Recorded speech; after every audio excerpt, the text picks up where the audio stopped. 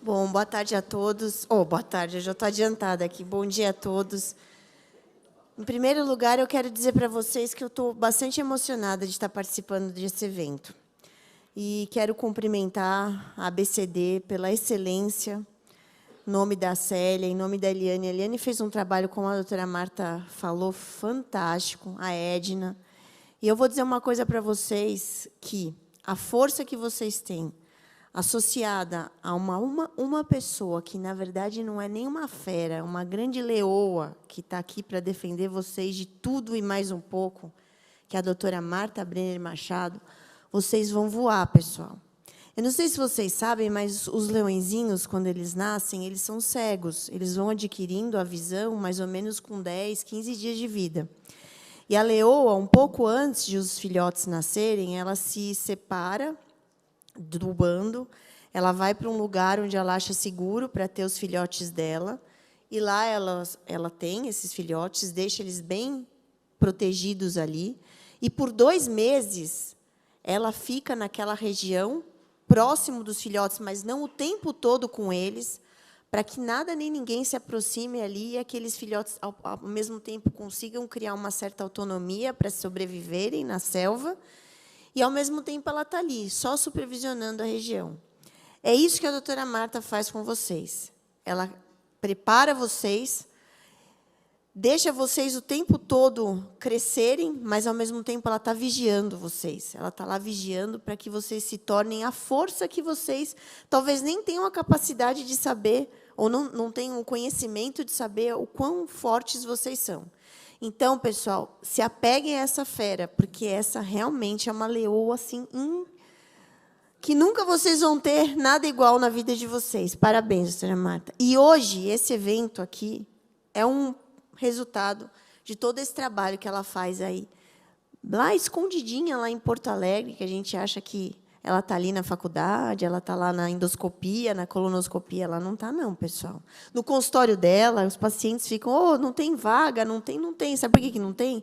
Porque ela fica o tempo todo focando. O que eu posso fazer para aqueles pacientes? Onde eu posso arrumar mais alguma outra coisa? Meu Deus, eu tenho que ir para Brasília, eu tenho que falar com o presidente. Ela vai conseguir, porque ela move rios e mares, como ela mesma falou, mares em especial, para conseguir o melhor para vocês, pessoal. Parabéns. Bom, então, cabe a mim falar um tema que está extremamente polêmico, e eu confesso a vocês que eu fui estudar para fazer essa aula, porque é algo muito novo, né? Mas é algo que a gente vai ter que se deparar agora no nosso dia a dia.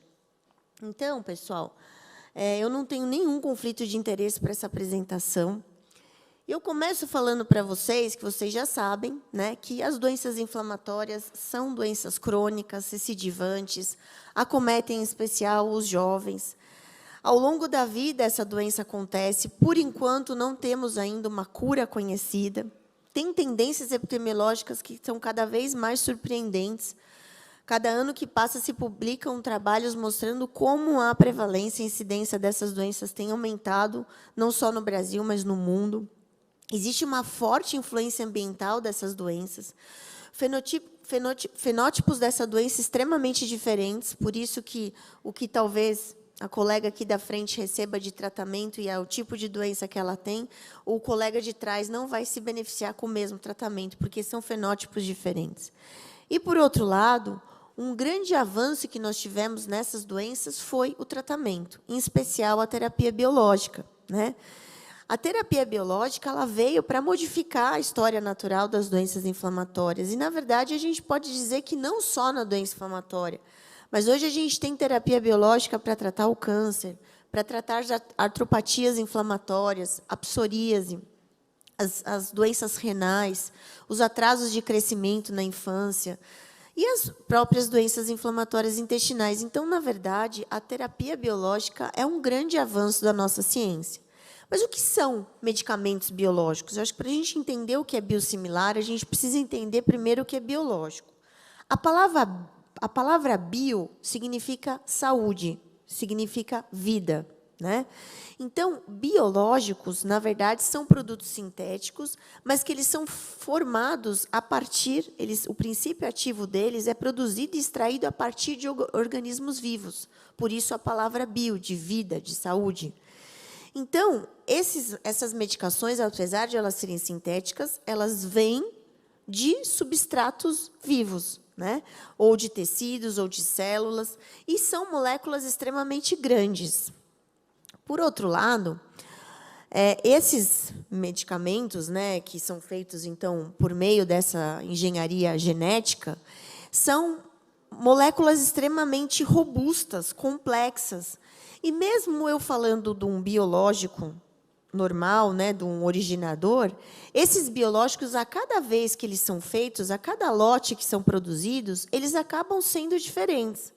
Então, se vocês olharem aqui, por exemplo, eu tenho aqui uma molécula que foi feita no primeiro lote. Quando essa molécula for feita no segundo, for produzida para um segundo lote, ela já sofre algumas diferenças. Se a gente for pensar o nosso hormônio, sei lá, estrógeno na mulher, testosterona no homem, quando a gente produz esse estrógeno, cada dia esse estrógeno é diferente um do outro. Então, essas diferenças mínimas, elas já acontecem, sem que isso traga uma repercussão ruim no que diz respeito à eficácia desse hormônio. No caso, a eficácia desse biológico não vai se mudando por eu ter diferenças pequenas que acontecem a cada lote. E a gente já passou por uma grande mudança, né? Por exemplo, se a gente pegar o nosso biológico mais antigo para tratar a doença inflamatória, que é o Remicade, que agora está sofrendo, então, essa mudança, ele já passou por uma mudança anterior, que foi a passagem da tecnologia quando saiu de uma empresa multinacional para ser produzidos por empresas brasileiras, óbvio, com a chancela das indústrias internacionais, mas eles já produzindo essa medicação, com a transferência da tecnologia. Então, já teve algumas alterações. E aí a gente se depara, poxa, mas o que são, então, os biosimilares? A gente já expliquei para vocês o que são biológicos, né? E o que são os biosimilares? Os biosimilares nada mais é do que são produtos biológicos também, e eles têm uma similaridade muito grande com o produto que o originou, mas eles não são iguais, eles são similares. Por quê? Porque eles não são iguais? Porque eles apresentam algumas diferenças. Então, essas gêmeas aqui, se vocês olharem, elas não são iguais, elas têm algumas coisas diferentes. E, então, essas diferenças poderão trazer algum problema para o paciente que vai começar a consumir essas medicações?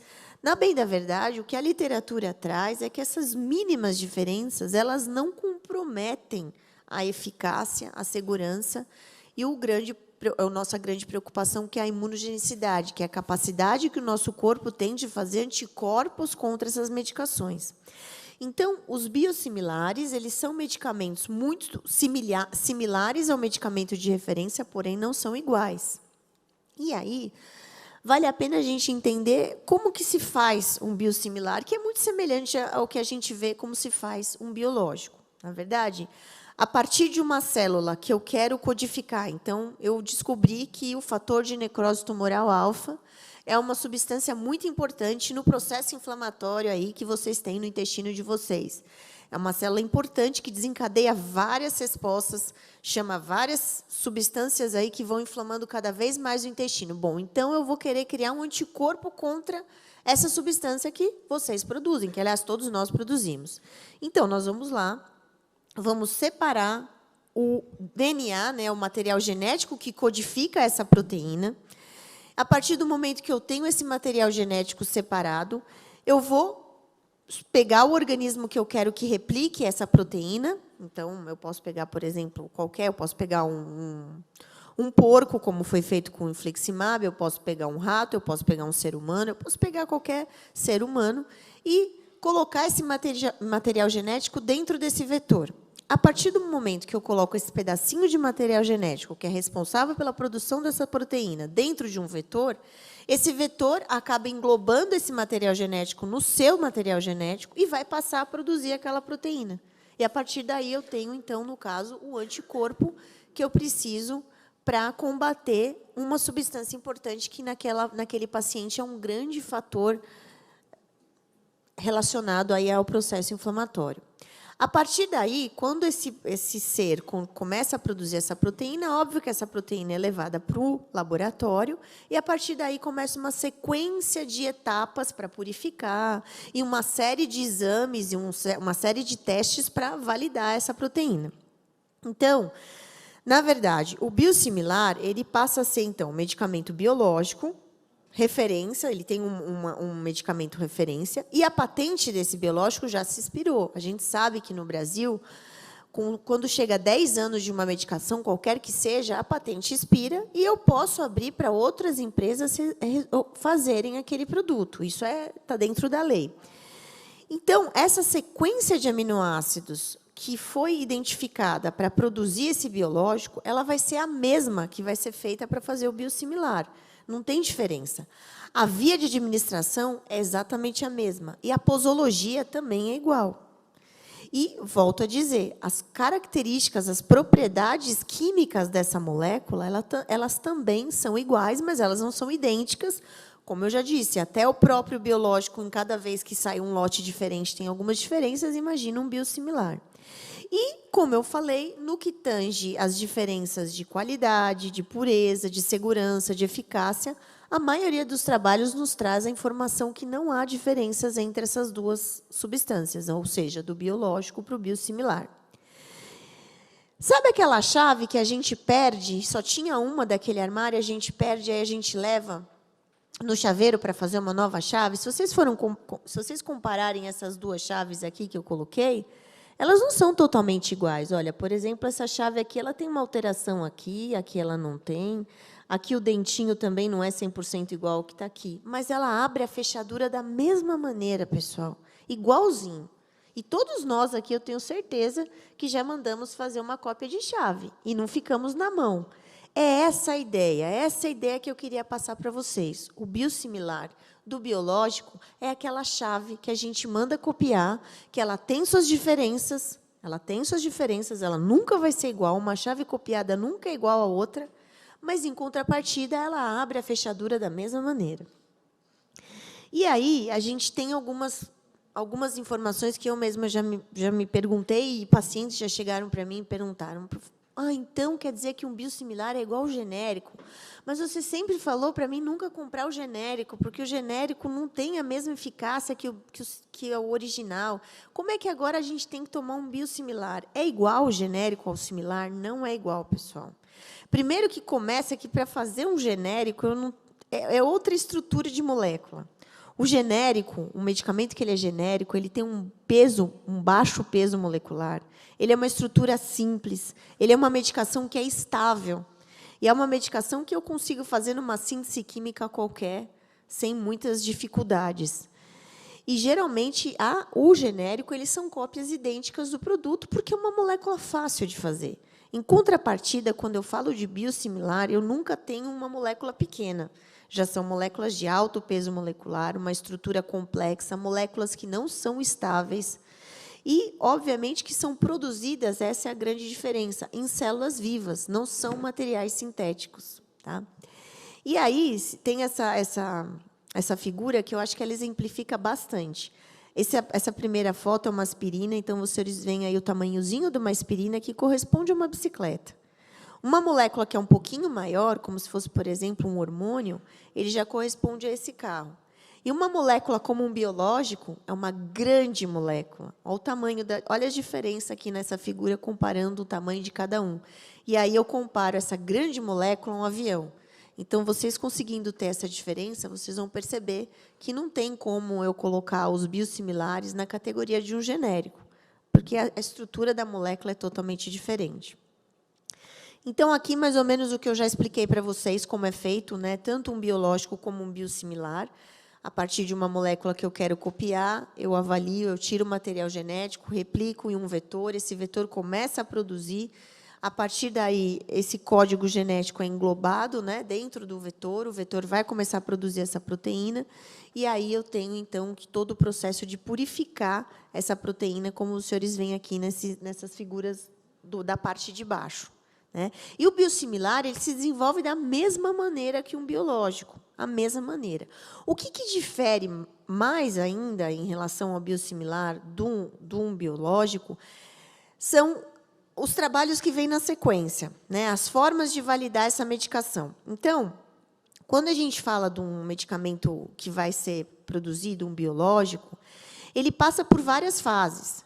Então, primeiro tem aquela certificação da farmacocinética, da farmacodinâmica da medicação. Então, tem os estudos iniciais, que são os estudos de fase 1. Depois, essa molécula ela é testada em animais, estudo de fase 2. Depois, é testada em seres humanos, em fase 3. Talvez alguns de vocês aqui já tenham participado de estudos de moléculas de biológicos originais, que estão, muitos trabalhos estão sendo feitos aí de moléculas novas que vão chegar para tratar as doenças, que a gente chama de estudos fase 3. Então, a liberação de um biológico ela passa por todas essas fases, né? E as fases, vamos dizer assim, esse modelo de avaliar todas essas etapas, em especial a análise clínica, ela é muito detalhada e ela é muito minuciosa para se ter a liberação, né, para todas as entidades regulatórias liberarem uma medicação. Quando a gente fala em biosimilar, eu já tenho uma ideia um pouco diferente, porque todas essas fases elas já não precisam ser feitas com tanta precisão, porque eu já tenho a molécula originadora, o modelo de referência dessa molécula já passou por essas fases. Então, agora, o biosimilar ele vai se focar mais no que a gente chama de um modelo analítico, ou seja, o que eu tenho que fazer com o biosimilar, o que se tem que fazer com o biosimilar, é avaliar a capacidade mesmo de ele ser igual ao biológico, né? Então, aí é um estudo muito mais comparativo do que de validação. Por isso que acaba surgindo alguns problemas que, ao meu ver, são os problemas que a gente ainda não engoliu muito bem, que é o que eu vou falar para vocês adiante, que é o que chama de extrapolação. O que é extrapolação? Eu já tenho estudos que foram feitos com biosimilar em outras doenças e que foram perfeitas, então pode-se extrapolar, no caso, para a doença inflamatória intestinal, sendo que esses estudos iniciais foram feitos nas doenças reumatológicas. Isso a gente fica se questionando um pouco, essa questão de extrapolação, porque, apesar de ser um medicamento o mesmo, as doenças são diferentes. Então, existem algumas nuances aí que nós, como avaliadores desses trabalhos, temos medo dessas nuances se perderem um pouquinho. Mas, agora, a gente já tem um tempo um pouquinho maior dos biosimilares sendo utilizados no mundo, então, nós já temos grupos de pacientes que estão sendo incluídos nesses estudos que são pacientes com doença inflamatória. Mas, no começo, para validar essas medicações, foram utilizados esses estudos de extrapolação. Então, aqui, mais ou menos, mostrando a pirâmide de como se dá a aprovação de uma medicação. Eu volto a dizer, enquanto que um biológico passa por todas essas fases de validação, até chegar na fase 3 confirmatória, hoje, o biosimilar ele tem essa característica de comprovar a comparabilidade, ou seja, ele é um medicamento que é comparado à molécula de referência? Sim. Então, ok, essa é a ideia, mais ou menos, de uma maneira bem resumida para vocês. Então, se a gente for avaliar os estudos, quando a gente avalia uma população que participou de um estudo biológico, pode ser qualquer população. Para o biosimilar, geralmente tem que ser uma população sensível, uma população homogênea. O estudo de validação de um biológico, ele é um estudo de superioridade, ou seja, eu tenho que validar se o meu medicamento que eu quero desenvolver ele é superior ao placebo. Pronto, ele teve um resultado superior ao placebo, ok. Aliás, vocês devem saber que tem várias medicações que nas suas etapas de serem estudadas, na fase 3, por exemplo, se mostrou inferior ao placebo e, pum, foi lá para a gaveta o trabalho, o medicamento ficou lá arquivado e a gente nunca sabe mais ouvir falar nele, porque não foi eficaz, o placebo foi melhor que ele. Já quando eu estou diante de biosimilares, os estudos eles não são de superioridade, pessoal, eles são de equivalência. Eu provando equivalência ao medicamento de referência, está ok, né?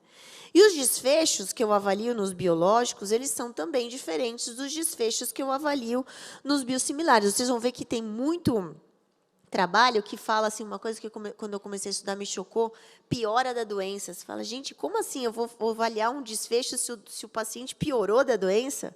E porque são desfechos diferentes. Enquanto que no biológico eu vou avaliar se entrou em remissão comparado com o placebo, aqui eu vou avaliar se comparado com o medicamento de referência ele piorou ou não da doença. Então, essa ideia, para vocês entenderem, é muito importante. Em relação à segurança, mais uma vez, compara-se nos biológicos, compara-se com um tratamento padrão. Aqui, o perfil de segurança que eu vou avaliar é o perfil de segurança da molécula de referência, se é igual. E a extrapolação nos biológicos não são permitidas, já nos biosimilares, justamente por essa característica de todo o desenvolvimento da molécula, é permitido, inclusive por todas as, obviamente, pelas agências regulatórias. Mas aí surgem alguns medos que vocês têm, nós temos, e que vale a pena a gente trazer. Um dos medos é isso que eu falei a vocês já, essa questão da extrapolação. Outro medo que a gente tem um pouquinho é tudo que é desconhecido, e toda vez que a gente sai da zona de conforto, a gente tem medo. Na verdade, pessoal, a gente tem mais de 20 anos utilizando o Remicade, e agora realmente não é mais o Remicade. Então, a doutora Marta publicou esse trabalho, agora, foi em 2022, se não me falha a memória, não consigo enxergar, mas é 2022, né? 2022, um trabalho muito interessante que ela fez em conjunto com outros grupos europeus, né, com o CCFA, que é a Crohn's Colitis Association, trazendo um questionamento para vocês, pacientes, sobre o que impacta os biosimilares na vida de vocês. Como é que vocês têm conhecimento sobre isso? Tem medo? Tem dúvida? Tem? Óbvio que aqui no Brasil teve uma aderência menor do que se a gente compara com um grupo dos europeus, mas também nós temos muito mais pacientes lá do que aqui. Mas, de qualquer maneira, essa pesquisa mostrou que o Brasil ainda é um país que tem bastante receio dos biosimilares e muito pouco conhecimento sobre isso. Então, eventos como esses, e a gente está discutindo um tema aqui sobre isso, é fantástico, porque nós precisamos aumentar o nosso conhecimento, nós precisamos estudar, nós médicos e vocês pacientes precisam, obviamente, aumentar o conhecimento sobre esse assunto, porque na medida que a gente vai conhecendo o desconhecido, aquilo se torna um medo menor.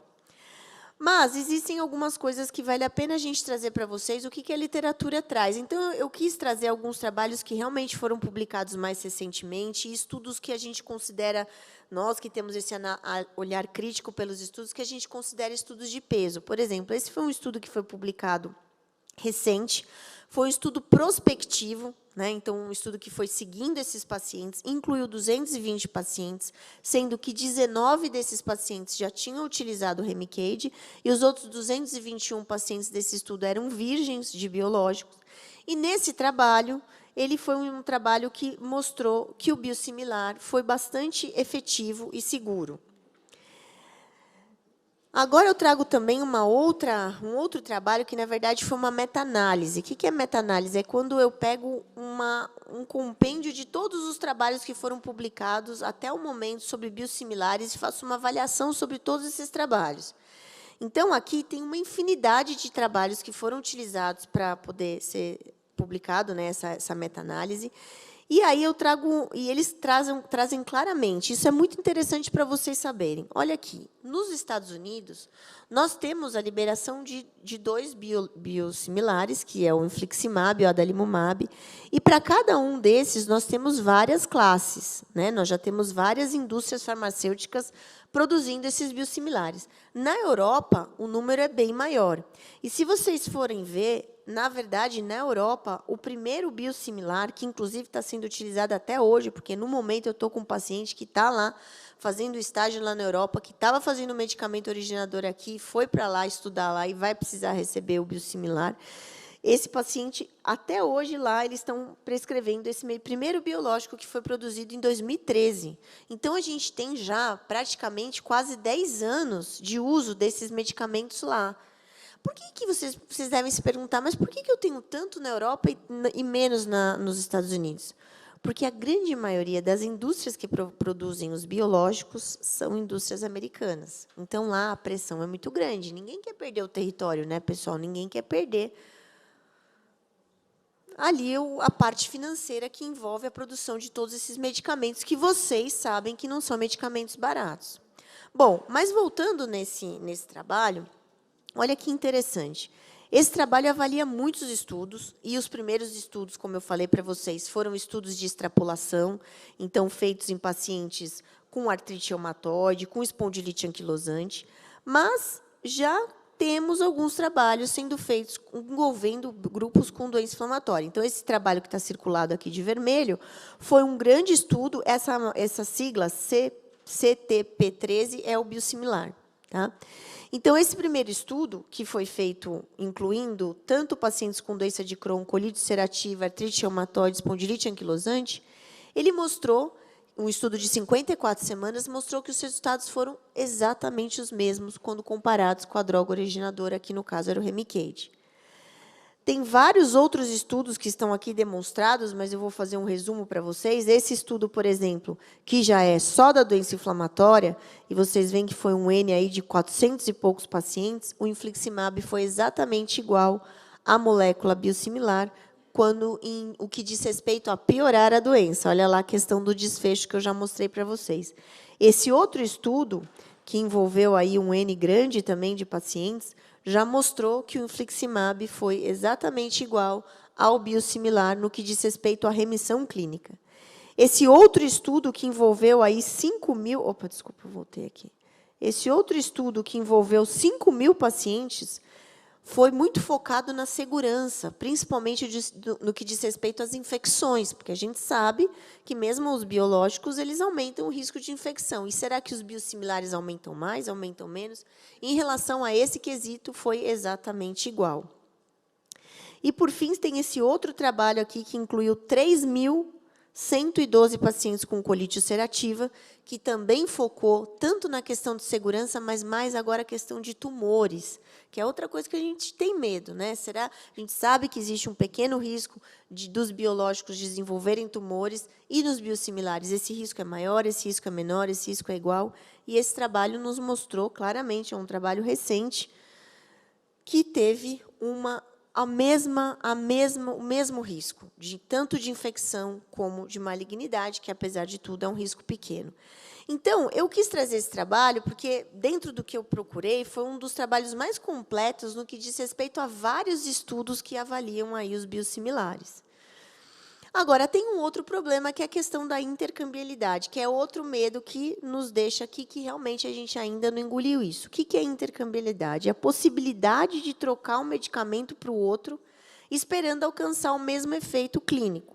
Então, por exemplo, muitos de vocês estavam, até começo de julho, final de junho, utilizando o infliximab Remicade. E, a partir de, aqui em São Paulo, meio, final de julho, já passou a ser o Rencima, que é um biosimilar.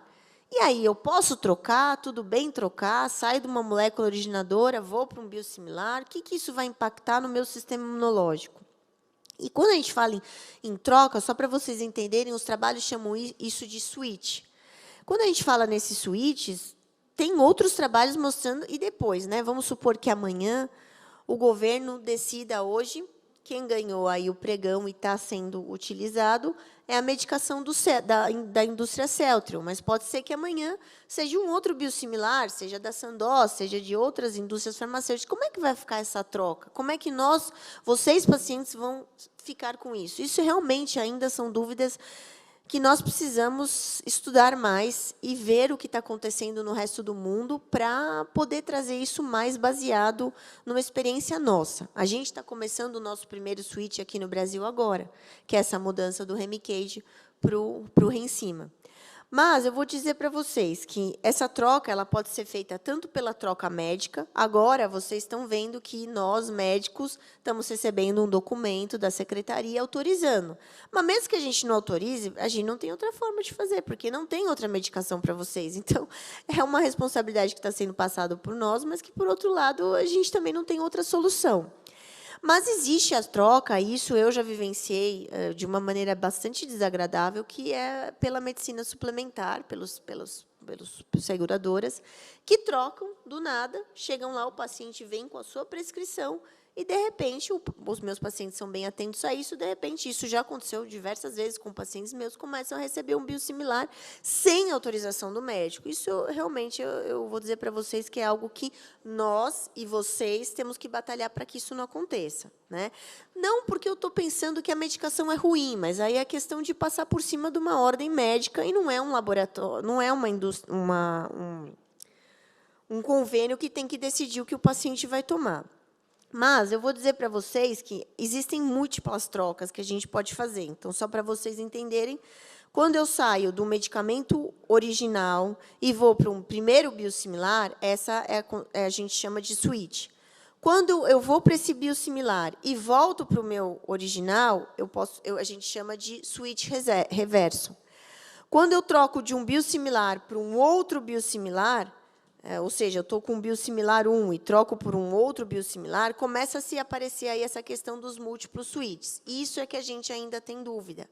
E não só dúvida do que o sistema imunológico vai reconhecer, mas principalmente de como vai ficar o apoio a vocês. Por exemplo, vocês têm, que é isso que a gente tem que trabalhar daqui para frente, né? Porque os biosimilares chegaram e não tem como a gente tirar. E a gente tem que lembrar que nós temos já vários trabalhos mostrando que a medicação também é boa. Mas a gente tem que trabalhar com apoio, por exemplo, apoio ao paciente, que as indústrias farmacêuticas dão, e a partir do momento que sai uma indústria e entra outra, às vezes esse apoio vocês ficam sem esse apoio, né? do apoio que as indústrias dão aos pacientes. Então, isso a gente tem que trabalhar para que não aconteça com vocês. Mas essa questão dos switches, eu estou dizendo para vocês que a gente ainda tem pouca experiência no Brasil, mas quando a gente também avalia os estudos fora, eles consideram que mesmo esses múltiplos switches, ou seja, de eu sair de uma molécula original e ir para um biosimilar, de eu sair de um biosimilar A e ir para um biosimilar B, claro, muito individual de cada paciente, mas tem vários trabalhos mostrando que o efeito em relação à eficácia e à segurança, ele não é comprometido.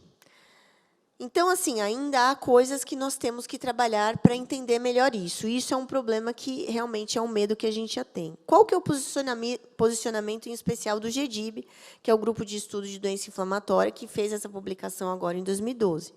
Um cenário ideal, uma pessoa que nunca usou biológico, né, é o primeiro uso, ele pode tanto usar o medicamento de referência, como ele pode usar o biosimilar sem problema algum.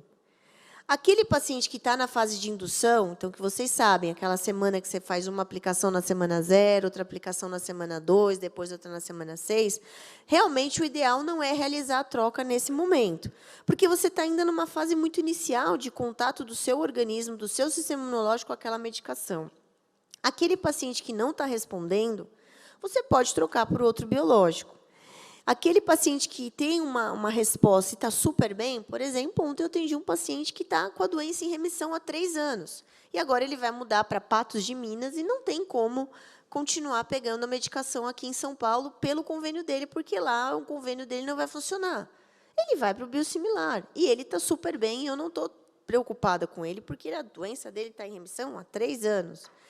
Ou mesmo aquele paciente que está usando o biológico, mas ele perdeu a resposta. Ele não está mais respondendo, ele tem anticorpo contra a medicação. Aí é um outro cenário que, obviamente, que nossa conduta não está errada de esse paciente, obviamente, trocar, inclusive, para um biosimilar, porque é uma molécula que é similar, mas ela não é igual. Então, aquela produção de anticorpo que, de repente, o paciente fez aquela molécula, pode ser que a outra não faça. E aí, pessoal, como mensagens finais, eu queria trazer essas mensagens para vocês. Os biológicos, eles vieram para ficar. A situação brasileira ainda nos preocupa, em especial por não ter ainda algumas regulamentações muito bem definidas, principalmente em relação a esses switches. Mas a dispensação dos biosimilares é uma realidade. Os prescritores e os pacientes têm um conhecimento muito superficial sobre o assunto, então a gente precisa estudar, a gente precisa desenvolver mais atividades como essa. A estruturação do programa, que ainda a gente tem dúvida, principalmente nessa questão de suíte, será que a indústria vai bancar, vai apoiar vocês, até para vocês fazerem as infusões? E vocês têm que se unir contra isso. Não é para vocês agora pegarem um biosimilar e terem que pagar as infusões de vocês, que vocês não faziam com biológico, até porque a Celtron já deixou bem claro que ela vai ajudar nesse sentido. Elas estão com os canais abertos. É claro que os canais estão bastante congestionados, mas vocês têm que ir atrás disso e não podem simplesmente, não estou conseguindo, então eu vou lá e pago. Não, é direito de vocês, vocês não têm que pagar por isso. E, ao mesmo tempo, a gente aqui, a BCD, está lutando para que isso não aconteça. E, óbvio, que nós temos que ter essa discussão aí de a disseminação de conhecimentos para que, obviamente, tendo o conhecimento sobre os biosimilares, certamente nós vamos ter um grande sucesso em implementar essa nova etapa no tratamento de vocês. E assim, pessoal, eu termino minha apresentação falando que, mais uma vez, às vezes o desconhecido traz medo, né? Às vezes a gente tem, obviamente, todos nós estamos um pouco, às vezes, se sentindo inseguros com algumas situações, em especial em alguns pacientes que realmente não estão bem, e tentando aí pensar, puxa, como é que vai ser, ainda com muitas dúvidas, muitas inseguranças, muitas incertezas. Mas, por outro lado, quando a gente estuda, a gente vê que não tem como a gente fugir dessa realidade. O Brasil não pode ficar atrás do que está se fazendo no mundo inteiro. E eu vou dizer para vocês, na Europa, faça chuva, faça sol, para eles não importa que infliximab que é. Importa que é infliximab. Se é o A, se é o B, se é o C, se é o D, eles nem perguntam. Eu tive uma oportunidade de participar de uma atividade prática recém agora lá, e eu vi. Eu fui perguntar para o paciente, mas qual que é o infliximab que você toma? O médico ali nem sabe. E o resultado está indo muito bem, está tudo muito bem, e o paciente está seguindo o tratamento dele da melhor forma possível. Então, às vezes, esse medo que a gente tem, talvez em um próximo ano, na próxima FOPAD, lá em Brasília, a gente vai mostrar que esse cachorro aqui, que está olhando para essa criança, falando, será que ele vai fazer alguma coisa comigo? Será que não vai? E essa criança com o olho fechado ali, meu Deus, será que eu encosto no cachorro? Vou fechar o olho, porque daí eu não enxergo, aí, quem sabe, vai dar para eu fazer um carinho nele. Com certeza, esse cachorro vai estar abraçado com o seu paciente, que, no caso, é essa criança maravilhosa, da melhor maneira possível. Tá bom, pessoal? Muito obrigada pela participação de vocês.